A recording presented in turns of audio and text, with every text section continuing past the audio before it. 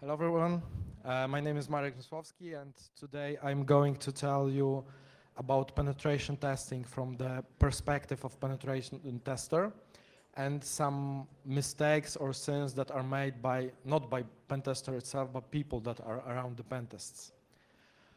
Small disclaimer, all those opinions are my private opinion, not my company's. So. A few words about me. Right now I'm working for TrustWave Spider Lab as an application security consultant.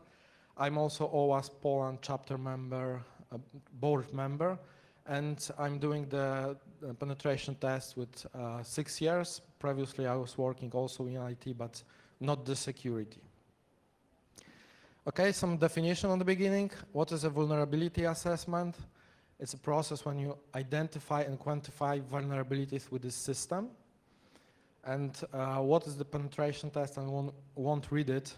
It's a quite big definition.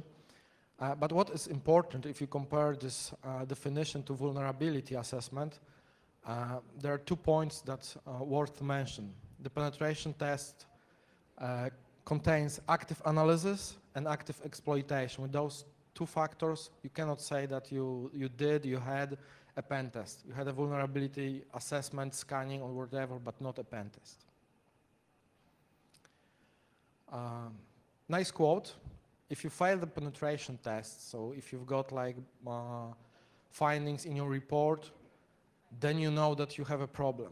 But if you don't have any findings in your test, you do not have that you still have a problem. You do not know that you still have a problem. This is the feature of penetration testing. They cannot tell you that your system is safe. They can tell you that your system is not safe. Okay, 3 people will be in this presentation. 3 kind of people. First kind of people is like project manager, risk analyst, or I don't know how it's called in different corporations, different companies. It's called different. Generally, this is the person that is responsible from the client side for the pen test, for managing the pen test, shadowing the pen test, and everything that's going around on the client side. Then we have a pen tester, generally the very skilled security guy. And we have some programmers, developers, or the company that is creating the software and is responsible for creating and fixing the bugs. So how generally penetration testing process looks like. So first there is some kind of request. I will skip all those corporation stuff, but generally the project manager requests a pen test, sending the scope, sending the accounts, scheduling the process to the pen tester. The pen tester is doing his job and sending, as a result, the report. The report is something that I, as a pen tester, need to produce and send to the client, and based on this report, something is going further. So the project manager, the person who is responsible, consult this with the programmers, with the company that create the software, or anyone that's responsible for writing the code. And the programmers fix those bugs, hopefully. And then there's not always, but a request for the retest. And then the pen tester say, yeah, you fix all the vulnerabilities. Yeah, utopia. It's never happened to me that after the retest I said, yeah, you fix all the bugs. That's why the presentation is about in every of the stage, the mistakes can be made that are related to, that influence the result of the pen test. So we'll be talking about sins, so we need the sinners. So we've got two sinners, project manager and programmer. We're not talking about the skilled security guys. We do not make sins. Okay, so once again, the project manager or the risk analyst is someone who is responsible, and they have this kind of, not say to feature, but they always want the pen test as soon as possible. Everybody. The programmer developer, the main problem with them is that the knowledge about security is not very wide. Sometimes it's zero. They do not nothing about the security. So okay, first sin, be careful, it's our production system. So we got three categories here, like inappropriate environment, scanner restriction, and user input restriction. So what is inappropriate environment? When we're doing a pen test, we need an environment when we're going to perform this pen test. So we can divide the environment for three different environments, like dev, UAT, or staging, or how we can call it. Sometimes there is something which is called pre-prod, pre-production, and of course the production. Dev UAT. The problem with dev UAT is that it's really UAT, it's really dev. It's not sometimes fully functional, not patched. The data there are from the space or somewhere. There is not, sometimes it's much going with the code. They are doing a fixing, patching every day. They're changing the functionality. And even the smallest change in the code can create new vulnerabilities. So it's not a good environment for a pen test. The pre-production, this is very good environment for a pen test because it should be, not always, but it should be the same application in production. The application should be filled with data that are really close to real, and the automation test can be performed. So this environment is really really good for a pen test, but in my life I've seen this kind of environment once. I was doing some pen tests in one of the banks, and they really provide environment that once a day during the night, it was clear with all data, and the new data were uploaded there from the production. So it was really nice environment to test. Everything was set up. I could do everything. I could destroy any data that I wanted, and knew that next day new data will be uploaded.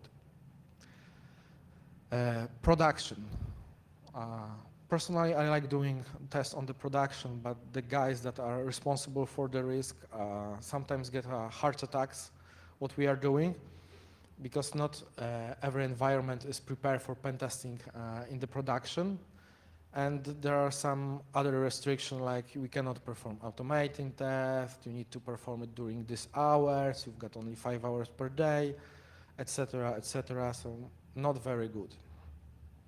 The scanners restriction. Sometimes the risk managers or the people put some scanners restriction that you are not allowed to do the pen test because you are sending too many requests. So yeah, but it's your problem. If I can send too many requests, someone other can also send too many requests. If I can shut down your system, anybody can do it. And because of lack of this, not only the scanners, but generally automation in our testing, because it's not only the scanner, sometimes it's fuzzing, etc., lower the value of test and can sometimes hinder the discovery of some vulnerabilities. An example. I was testing an application when it was, of course, I could run the scanner, and after like 1 minute or two, the application was crashing, and I contacted the manager asking what's happening, and they said, yeah, because we have like restriction that only 60 connections can be made from the application to the database, and if there is more, the application is not working. So I asked him if I can do it with the scanner, any attacker can do it and can DOS your application, so the application will be not working for you. Yeah, okay, your problem. Another restriction is user data. This is funny one. I've met this restriction once when I was asked not to place data that are malicious and can like create any attacks, because they are using those data also in the production. So please do not test like any store vulnerabilities like stored XSSs.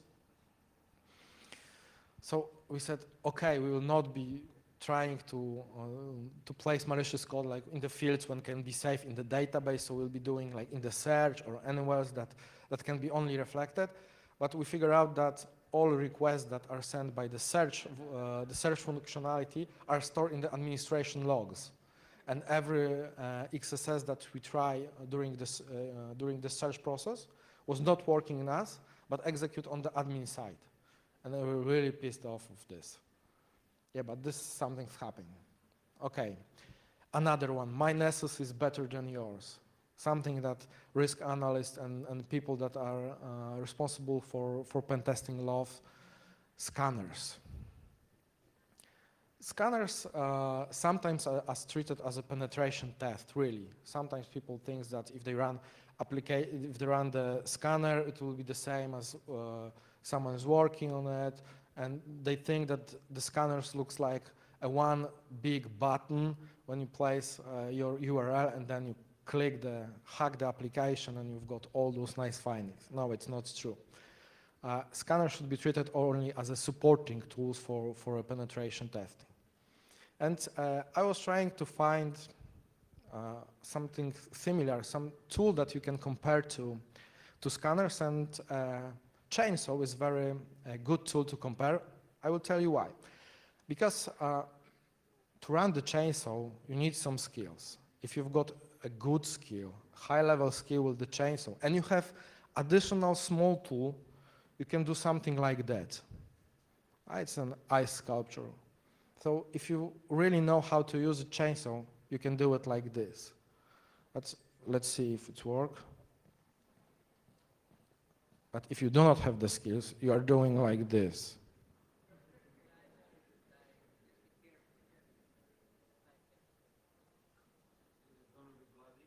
No. So really, the same as with those, thank you for the guy that produced it. The same as with the automation tools. They're useful, but you need to know how to run it. If not, you're cutting the tree like this. Example from my work, why you should know about this. Once I was testing an application, ran the scanner. I had something else to do, so the scanner was running. And after like 4 hours, it was 3% of whole the scanning, it produced me report that we've got 243 confirmed XSSs, 97 XSSs, and 99 page of the report. It creates after 3% of whole application. And I was wondering why. It's not possible. And the result was simple. Any malicious code that you try to place in fields automatically redirect you to the error page. And this error page was vulnerable to XSS. So in any field that the scanner found was redirected and was reported as a XSS. Any. So if you do not have person that can read this kind of report and is intelligent to see, okay, maybe you do not have a problem with all the pages, but only with one, you've got like hundreds of pages of the report and nothing valuable in it. It was not false positives. The scanner was interpreting the problem because it was injecting in the field. Then he got redirection. So he treated as still as a process, redirect to the error page, and the error page took the thing that you place was showing that you place this one in the field, it's not allowed, it's malicious. Yeah, I know that. And it was executing because it placed the hole. So it was not false positive, but the problem was not in the current page, but in the error page. But you need to know it. You need to read the report, and you need to know how the application, how the scanner tool is working, and you need to get some results from the report, not only just send the report from the scanner. A very good quote from Michael Howard: tools do not make software security, they help only the process and enforce the policy.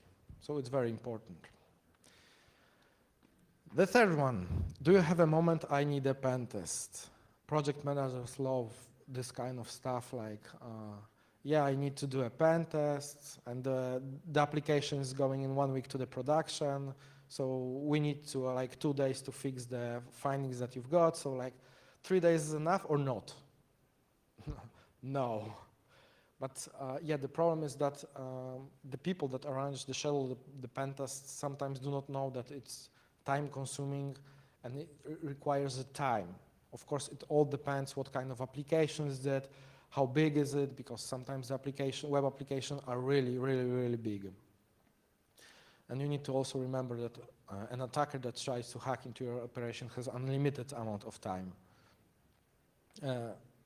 This is old slide, but I want to show that we were discussing also today and yesterday about the Heartbleed and other vulnerabilities that were found after a few years.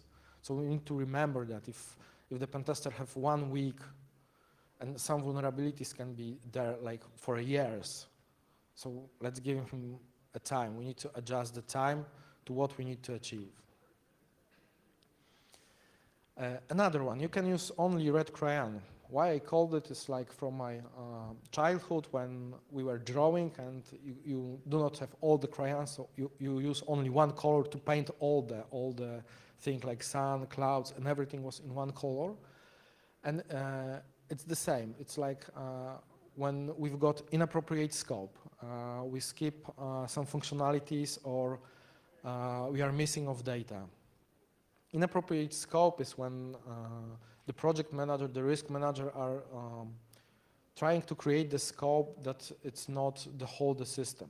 And sometimes vulnerability can be injected through one system and executed by another. It's important to test not the application, but the whole system and have access to whole system. A very good example, I was testing for one bank also, a web services and a web application. It was the same, let's say, application, but it's got API in a web and it's got API in a web services. And I was really lucky that these were two separate projects in two separate times. I was lucky that I've got both of the project, one after another. So it's working like this. Web application wrote the encoded data to the database, and so I couldn't inject anything.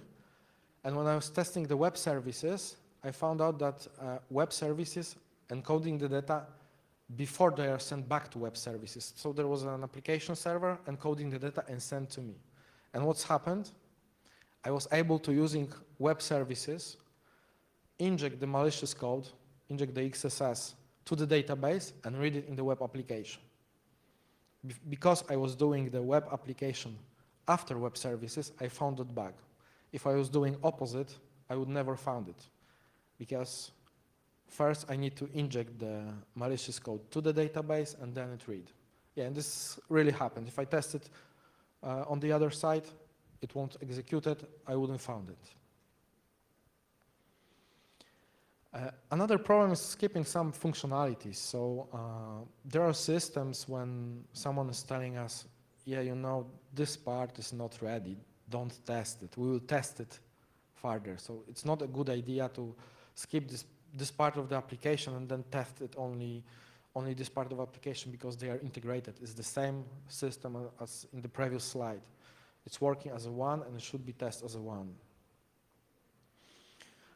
Very good example when there is a pen test and they ask us to not test the login functionality because it will be done in a different way. Right now is a login and password, but it will be done like two-factor authentication, maybe some token, we're not decided yet. So this is only like for a temporary access, so just test it then and we will apply something that is secure.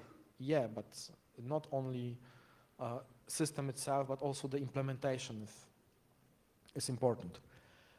Lack of application data. I have few times in my professional life that I had tested application. There were no data inside.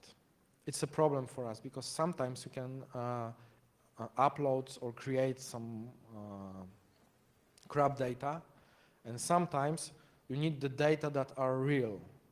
There's a good example. In Poland, we have a system, core system for a banking, which is called DEF 3000. And one day I was asked to test this, and the test was without any data. So can you imagine creating, for example, a client for this data? So it requires, we have some special number that identify each person. It is structured with some checks, so it needs to be real one. And we have also some examples numbers that you can check on the government page. But this application was checking that. So I need to provide a real number, real ID number, and a real account number, because it was checking in some kind of system if the account really exists or not. So there were many data that I need to provide that were real. And this was really a big problem for me. And there was also some connection that before you create those data, you need to create this one. If you've got a client, then you can create an account. But before you don't have a client, you cannot create an account. There was some connections with that, and it took me 3 days to create a client, an account, and some mortgage for him. Okay, another one. Fifth one, can I be a Luke Skywalker? No. It's also from my childhood when we are playing roles, and everybody want to be a Luke Skywalker. Someone said, no, you cannot be. So the problem is that when we are testing the application, we need at least 2 accounts for each role. Why? Because different roles are for testing vertical privileges, the same role are for testing horizontal privileges, and sometimes different roles have access to the different part of the application that cannot be found from the other side. That's why we always need 2 accounts for each role that can log into the application. An example, we were testing an application where there was some regular account for the employees and administration account, and we asked for 2 accounts of the normal one and 2 accounts of administrator. And they told us no, because we have only 2 administrators and can be trusted, so they don't do any malicious things on the application, so we can trust it. But we was asking day after day, and the last day of the testing, they gave us the administrative account. Yeah, you can check, but be careful. Then what we find out, that the administration panel that was there for privileges, for deleting account, for creating account, was a simple link that was obfuscated. It was random generated link and hard-coded. So if you got this link, as a normal user, you can log in, go there, and change anything you want. But without getting this administrative account, you would never found this link. No, I think they were not aware of that this is the problem. Because it was like, when you log in as an administrator, there was a redirection to this link and everything was okay. So probably they were not aware that this link can be used by any user. Okay, the 6th one, let's do it together. This category contains 2 topics, like different tests made parallel and patching the environment during the test. So like doing test parallel, it's like cutting the tree into points. I met many times situation when during the pen test were done some different tests, like they were uploading the data, they were deleting data. So the problem is when you are doing the same, you never know if anything that you send changed the state of the application, because someone is changing the state of the application also. So this is the problem. Another problem is patching the environments. Simple source code. It doesn't matter what's written on it, but you can see how many CVEs for the code was in, like, I don't know, it's 40 or 50 lines of the code. That's why you cannot create the patches like on the fly.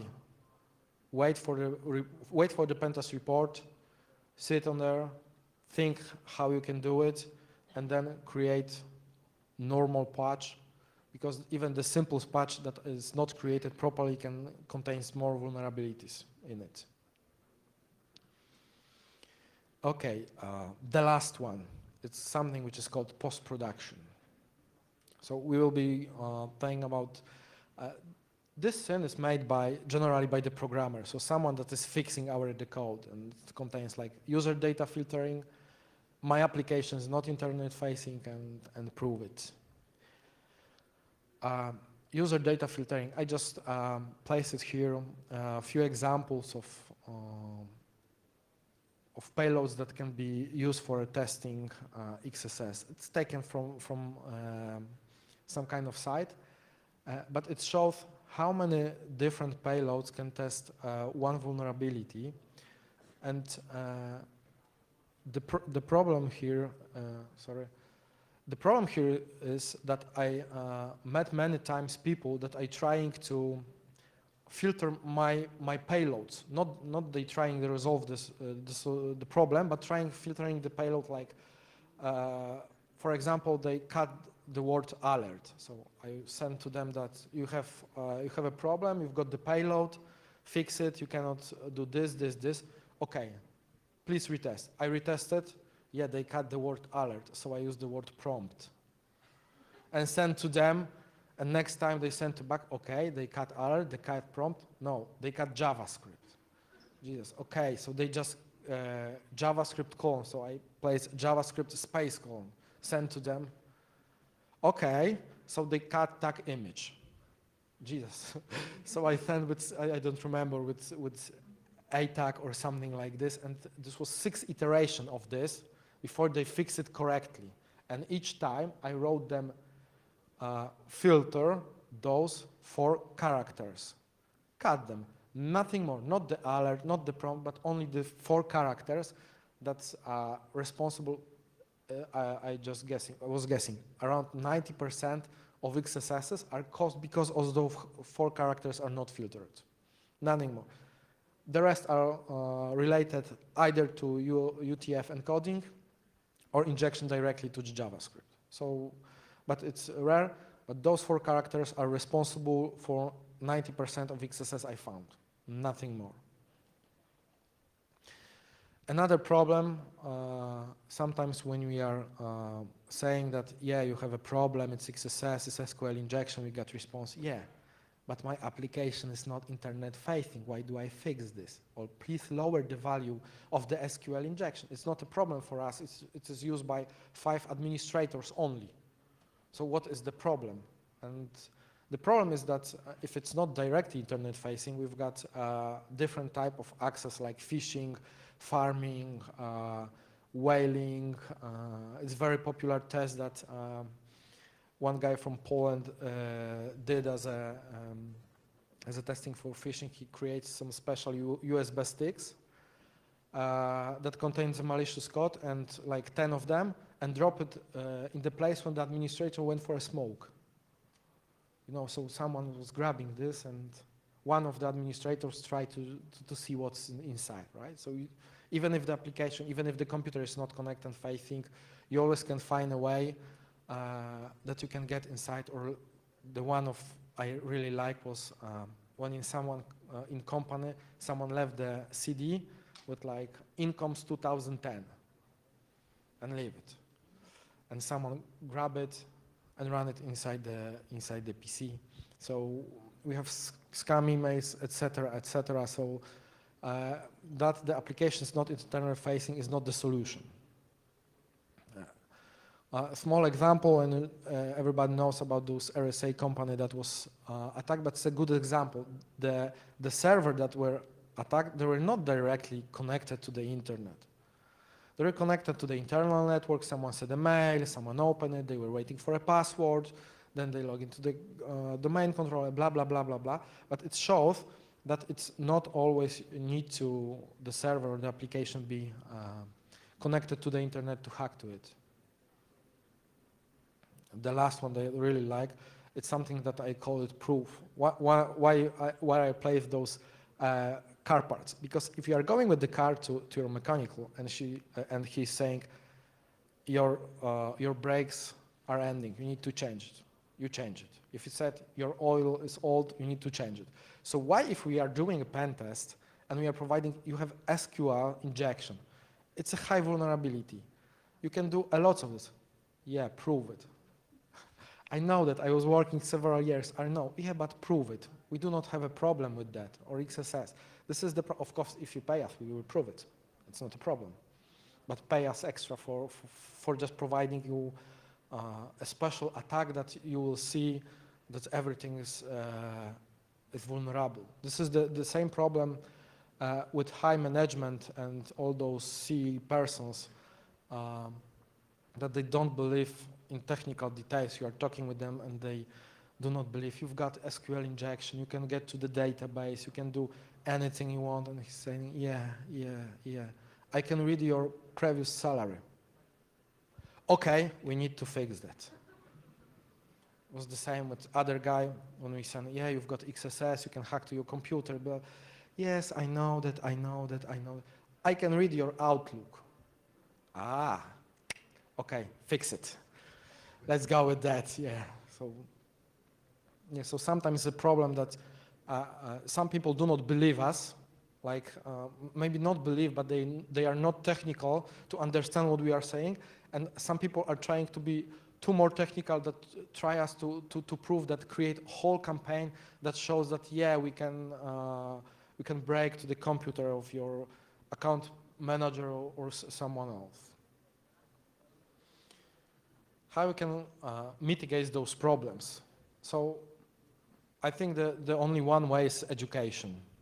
So the people that are responsible from the client side, like those risk managers and those programmers, need to be also educated in the security.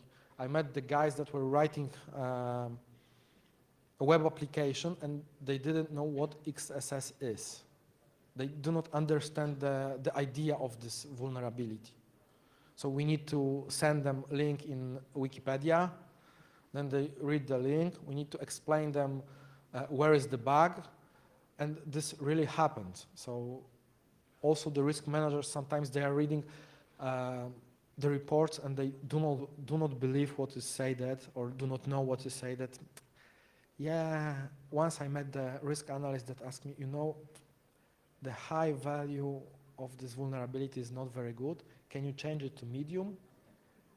And I said, why? You know, because we've got the system that is watching after each pen test. You need to provide critical and high vulnerabilities, and then these vulnerabilities are tracked by our system, and the report is sent to someone very important, and if he sees that there is a red, he's very pissed off.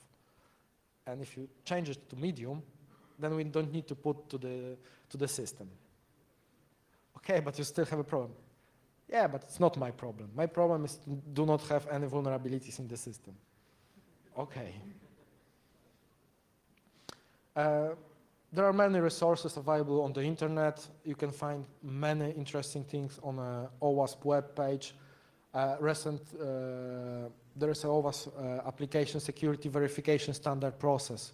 I didn't wrote those texts, I just copied it from, so you can read it.